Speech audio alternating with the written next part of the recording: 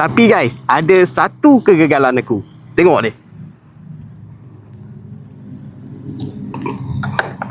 Double stand. Aku ni dah pendek, tapi suka dengan jentera-jentera touring yang tinggi-tinggi macam ni. 855mm guys. Tapi sebab minat guys. Minat dan ingin explore dengan sesuatu jentera tu kan.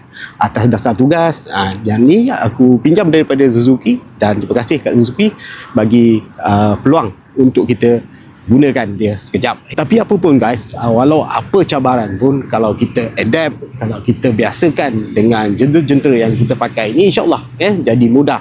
Dia akan jadi enjoy guys. Dan keserasian tu datang dengan sendiri. Macam contoh dia jadi, aku dah pakai lebih kurang dalam seminggu kan.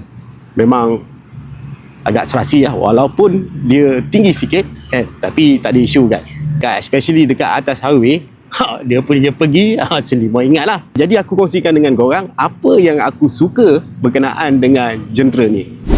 So Suzuki V-Strom 1050 didatangkan dengan 3 mod tunggangan semudah ABC guys. A untuk agresif, B untuk basic, C untuk comfort. Jadi apa maksud ABC ni sebenarnya? Kalau misalnya kata A agresif adalah untuk tunggangan yang lebih agresif, lebih sporty. Dan B basic, kegunaan bandar, jalan-jalan dalam, kegunaan sederhana. Dan C untuk kegunaan highway, long distance, dan penggunaan minyak lebih jimat. Kemudian of course power dia guys.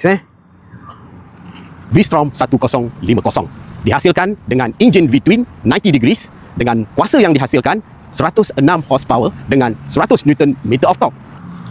Memang padu, dia deliver apa yang kita nak. Dan aku suka pada gear 6 dia. Gear 6 dah cukup padu nak overtake semasa dalam tunggangan kan. Dia punya mid range tu pun dia dah bagi all the way the best punya respon.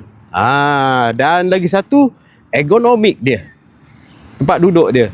Dan pilihan suka dengan seat belakang dia ni kan. Dia seronok sangat duduk dekat belakang. Lagi satu, dia punya kesyahduan enjin dia, exhaust dia lah kan. Aku belanja sikit.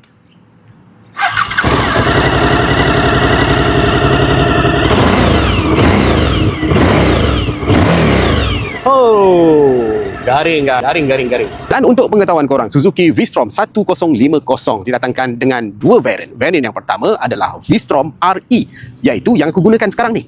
Dan yang kedua, iaitu V-Strom 1050DE, atau lebih dikenali sebagai Dual Explorer. Boleh digunakan kegunaan off-road dan tunggangan lasak, dan dia lebih tinggi. Tapi guys, ada satu kegagalan aku. Tengok ni. Double stand.